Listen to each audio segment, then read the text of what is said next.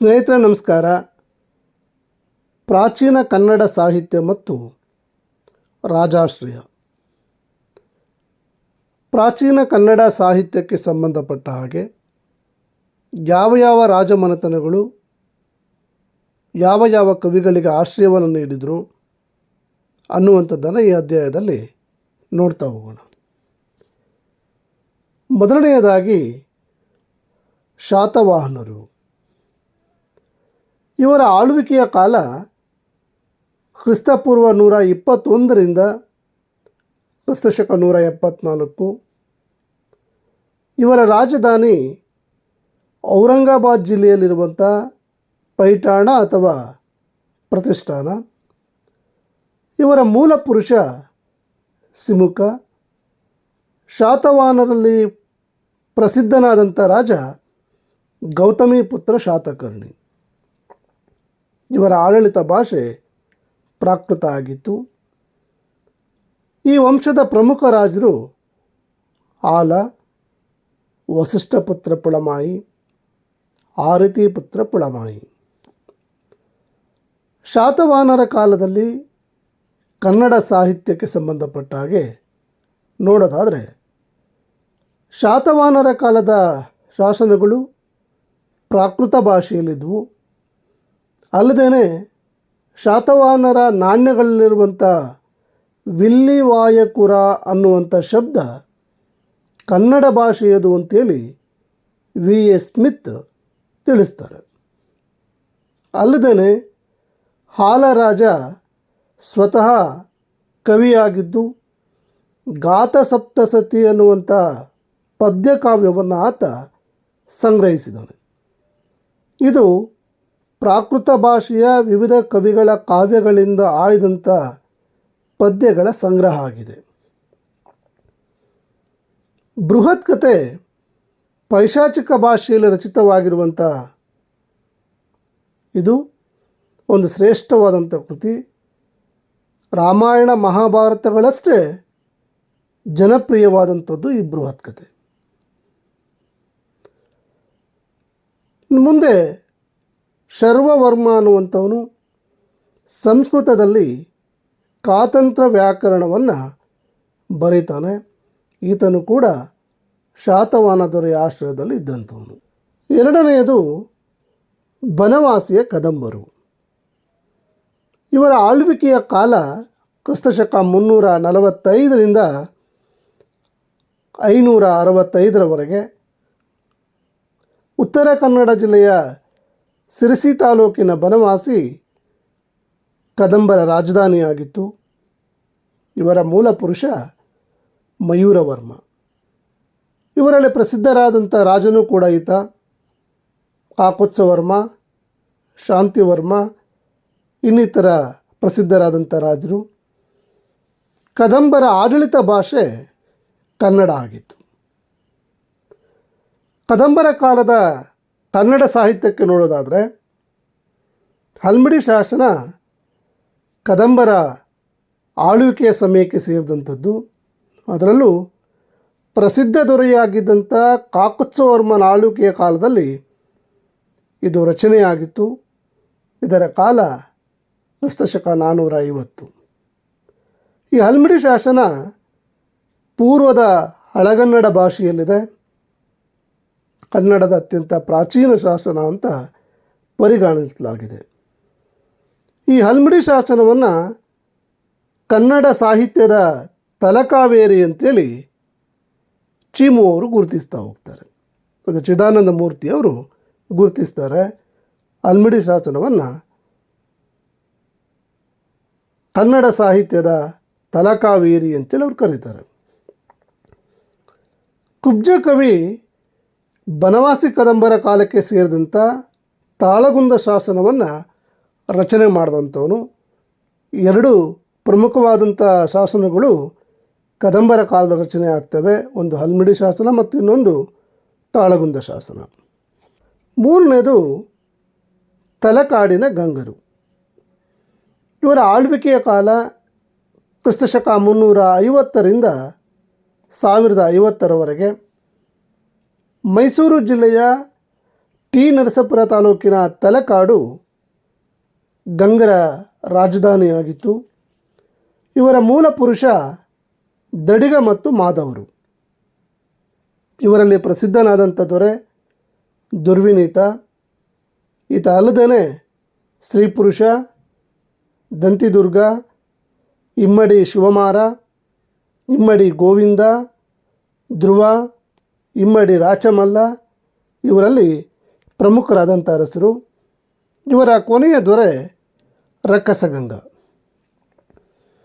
ಗಂಗರ ಕಾಲದ ಕನ್ನಡ ಸಾಹಿತ್ಯವನ್ನು ನೋಡೋದಾದರೆ ದುರ್ವಿನೀತ ಕವಿರಾಜ ಮಾರ್ಗಕಾರ ಹೆಸರಿಸಿರುವಂಥ ಗದ್ಯ ಕವಿಗಳಲ್ಲಿ ದುರ್ವಿನೀತ ಕೂಡ ಒಬ್ಬ.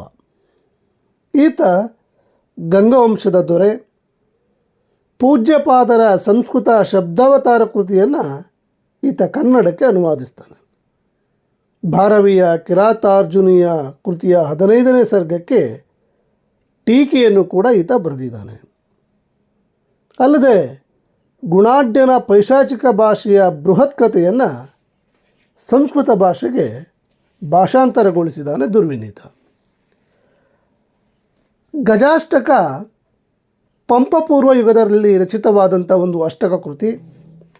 ಗಂಗರ ದೊರೆ ಸೈಗೊಟ್ಟ ಶಿವಮಾರನು ಇದರ ಕರ್ತೃ. ಶಿವಮಾರ ಮತ ಎಂಬುದು ಈ ಗಜಾಷ್ಟಕ ಕೃತಿಗಿರುವಂಥ ಹೆಸರು. ಗಜಾಷ್ಟಕ 8 ತ್ರಿಪದಿಗಳ ಒಂದು ಗುಚ್ಛ. ನಗರ 35ರ ಶಾಸನವು ಗಜಾಷ್ಟಕ ಕೃತಿಯನ್ನು ಉಲ್ಲೇಖ ಮಾಡುತ್ತೆ. ಈ ಗಜಾಷ್ಟಕ ಒನಕೆಯೂ ಒನಕೆವಾಡು ಆಗಿ ಪ್ರಸಿದ್ಧಿ ಪಡೆದಿತ್ತು. ಕನ್ನಡದ ಮೊಟ್ಟ ಮೊದಲ ಅಷ್ಟಕ ಕೃತಿ ಅಂದರೆ ಈ ಗಜಾಷ್ಟಕ. ಅಲ್ಲದೆ ಕನ್ನಡದ ಏಕೈಕ ಲೌಕಿಕ ಅಷ್ಟಕವೂ ಕೂಡ ಈ ಗಜಾಷ್ಟಕವೇ ಆಗಿದೆ.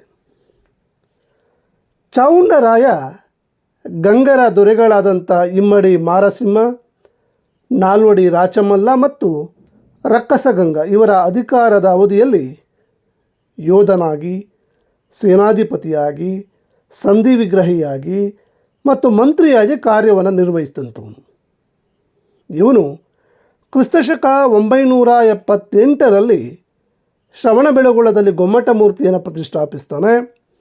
ಅಲ್ಲದೇ ತ್ರಿಷಷ್ಟಿ ಲಕ್ಷಣ ಮಹಾಪುರಾಣ ಅಥವಾ ಚಾವುಂಡರಾಯ ಪುರಾಣ ಎನ್ನುವಂಥ ಗದ್ಯ ಕೃತಿಯನ್ನು ಕೂಡ ಚಾವುಂಡರಾಯ ಬರೆದಿದ್ದಾನೆ. 4ನೆಯ ರಾಜಮನೆತನ ಬಾದಾಮಿಯ ಚಾಲುಕ್ಯರು. ಇವರ ಆಳ್ವಿಕೆಯ ಕಾಲ ಕ್ರಿಸ್ತಶಕ 550ರಿಂದ 757ರವರೆಗೆ. ಬಾದಾಮಿ ಚಾಲುಕ್ಯರ ರಾಜಧಾನಿ ಮಲಪ್ರಭಾ ನದಿಯ ದಂಡೆಯಲ್ಲಿರುವಂಥ ಬಾದಾಮಿ ಅಥವಾ ಇದರ ಇನ್ನೊಂದು ಹೆಸರು ವಾತಾಪಿ. ಬಾದಾಮಿ ಚಾಲುಕ್ಯರ ಮೂಲ ಪುರುಷ ಜಯಸಿಂಹ. ಇವರ ಮೊದಲ ರಾಜ 1ನೇ ಪುಲಕೇಶಿ. ಹಾಗೆ ಪ್ರಸಿದ್ಧ ದೊರೆ 2ನೇ ಪುಲಕೇಶಿ, ಸತ್ಯಾಶ್ರಯ, 2ನೇ ವಿಕ್ರಮಾದಿತ್ಯ, ವಿನಯಾದಿತ್ಯ, ಶಿಲಾದಿತ್ಯ ಪ್ರಮುಖರಾದಂಥ ಅರಸರು. ಬಾದಾಮಿ ಚಾಲುಕ್ಯರ ಕೊನೆಯ ದೊರೆ ಕೀರ್ತಿವರ್ಮ. ಬಾದಾಮಿ ಚಾಲುಕ್ಯರ ಕಾಲದ ಕನ್ನಡ ಸಾಹಿತ್ಯವನ್ನು ನೋಡೋದಾದರೆ ಬಾದಾಮಿ ಶಾಸನ. ಈ ಶಾಸನ ಚಾಲುಕ್ಯರ ಕಾಲಕ್ಕೆ ಸೇರಿದಂಥದ್ದು. ಕ್ರಿಸ್ತಶಕ 700ರಲ್ಲಿ ರಚನೆಯಾಗಿದೆ. ಕಪ್ಪೆ ಅರಭಟ್ಟನೆಂಬ ವೀರನನ್ನು ಸ್ತುತಿಸುವಂಥ ಈ ಶಾಸನದಲ್ಲಿ ಅತಿ ಪ್ರಾಚೀನವಾದ 3 ಕನ್ನಡ ತ್ರಿಪದಿಗಳು ಇದರಲ್ಲಿ ಇದ್ದಾವೆ. ಎರಡನೇದು ಐಹೊಳೆ ಶಾಸನ. 2ನೇ ಪುಲಕೇಶಿಯ ಆಸ್ಥಾನ ಕವಿಯಾದಂಥ ರವಿಕೀರ್ತಿ ಈ ಐಹೊಳೆ ಶಾಸನದ ಕರ್ತೃ. 3ನೇ ಅಂಶ ತುಂಬಲೂರಾಚಾರ್ಯ. ತುಂಬಲೂರಾಚಾರ್ಯ ಪಂಪ ಪೂರ್ವ ಯುಗದ ಜೈನಯತಿ. ಈತನಿಂದ ರಚಿತವಾಗಿದೆ ಅನ್ನಲಾದಂಥ ಚೂಡಾಮಣಿ ಎನ್ನುವಂಥ ಕೃತಿ ಇವತ್ತಿಗೂ ಉಪಲಬ್ಧ ಆಗಿಲ್ಲ. ಆದರೆ ಈ ಕೃತಿಯ ರಚನೆಕಾರ ತುಂಬಲೂರಾಚಾರ್ಯ. 5ನೆಯ ಮತ್ತು ಕೊನೆಯ ರಾಜಮನೆತನ ಮಾನ್ಯಕೇಟದ ರಾಷ್ಟ್ರಕೂಟರು. ಆಳ್ವಿಕೆಯ ಕಾಲ ಕ್ರಿಸ್ತಶಕ 752ರಿಂದ 975ರವರೆಗೆ. ಇವರ ರಾಜಧಾನಿ ಮಾನ್ಯಕೀಟ. ಇವರ ಮೊದಲ ದೊರೆ ದಂತಿದುರ್ಗ. ಪ್ರಸಿದ್ಧನಾದಂಥ ರಾಜ ಅಮೋಘವರ್ಷ ನೃಪತುಂಗ. 1ನೇ ಕೃಷ್ಣ, 3ನೇ ಕೃಷ್ಣ ಇವರಲ್ಲಿ ಪ್ರಮುಖರಾದಂಥ ಅರಸರು. ಮಾನ್ಯಕೇಟದ ರಾಷ್ಟ್ರಕೂಟರ ಕೊನೆಯ ದೊರೆ ಕರ್ಕ. ರಾಷ್ಟ್ರಕೂಟರ ಕಾಲದ ಕನ್ನಡ ಸಾಹಿತ್ಯದ ಕುರಿತಾಗಿ ನೋಡೋದಾದರೆ, ಸ್ವತಃ ರಾಜನಾದಂಥ ಅಮೋಘವರ್ಷ ನೃಪತುಂಗ ಸಂಸ್ಕೃತದಲ್ಲಿ ಪ್ರಶ್ನೋತ್ತರ ರತ್ನಮಾಲಿಕಾ ಅನ್ನುವಂಥ ಗ್ರಂಥವನ್ನು ಈತ ರಚನೆ ಮಾಡಿದ್ದಾನೆ. ಈ ಕಾಲದಲ್ಲಿ ರಚನೆಯಾದಂಥ ಕನ್ನಡದ ಮೊಟ್ಟ ಮೊದಲ ಅಲಂಕಾರ ಕೃತಿ ಕವಿರಾಜ ಮಾರ್ಗ. ಇದರ ರಚನೆಕಾರ ಶ್ರೀ ವಿಜಯ. ಹಾಗೆಯೇ ಕನ್ನಡದ ಮೊಟ್ಟ ಮೊದಲ ಗದ್ಯ ಕೃತಿಯಾದಂಥ ಒಡ್ಡಾರಾಧನೆಯು ಕೂಡ ಈ ಕಾಲದಲ್ಲಿ ರಚನೆ ಆಗಿದ್ದಂಥದ್ದು. ಇದರ ಕರ್ತೃ ಶಿವಕೋಟಾಚಾರ್ಯ. ಪೊನ್ನ ರಾಷ್ಟ್ರಕೂಟ ದೊರೆ 3ನೇ ಕೃಷ್ಣನ ಆಸ್ಥಾನದಲ್ಲಿದ್ದಂಥವನು. ಶಾಂತಿ ಪುರಾಣ ಎನ್ನುವಂಥ ಮಹಾಕಾವ್ಯವನ್ನು ಈತ ರಚನೆ ಮಾಡಿದ್ದಾನೆ. 3ನೇ ಕೃಷ್ಣನಿಂದ ಕವಿಚಕ್ರವರ್ತಿ ಎನ್ನುವಂಥ ಬಿರುದನ್ನು ಪೊನ್ನ ಪಡ್ಕೊಳ್ತಾನೆ. ಕನ್ನಡ ಕವಿಚಕ್ರವರ್ತಿಗಳಲ್ಲಿ ಪೊನ್ನ ಮೊದಲಿಗನಾದರೆ ರತ್ನತ್ರಯರಲ್ಲಿ ಈತ 2ನೇಯವನು.